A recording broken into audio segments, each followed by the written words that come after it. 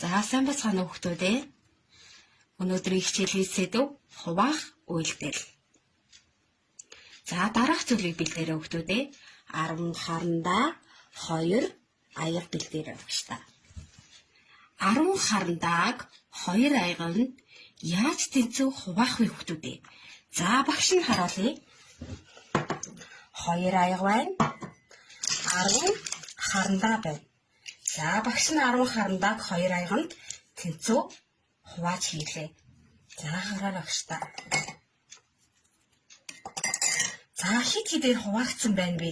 Хүүхдүүдээ ажиллаарай. За нийт хэдэн харандаа байсан бэ хүүхдүүдээ? Хэдэн аяганд хувааж хийсэн бэ?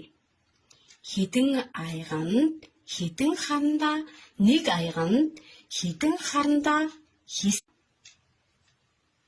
10 маань нийт юмсын тоо.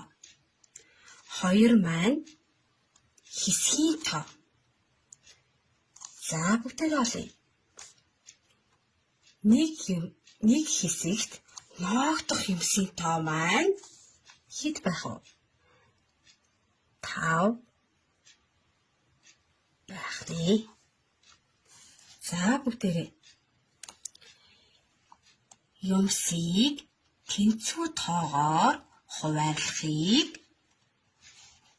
хуваах үйлдэл гэнэ.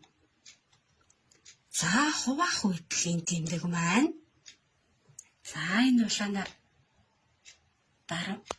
дарамал хуваах үйлдэлийн тэмдэг маань за бичмэл хуваах үйлдэлийн тэмдэг маань энэ байх нэ. Нийт юмсын тоог хуваагдагч гэж нэрлэдэг. Хэсгийн тоог маань хуваагч гэж нэрлэдэг. Нэг хэсэгт ноогдох юмсын тоог ноогдгор гэж нэрлэдэг байх нэ. 20 харандааг 5 хэсэгт тэнцүү хуваагаарай. Нэг хэсэгт хэдэн харандаа ноогдох вэ? Юмсын тоо маань 20. За 20-ыг 5 хэсэгт хуваахад нэг хэсэгт ноогдох юмсын тоо маань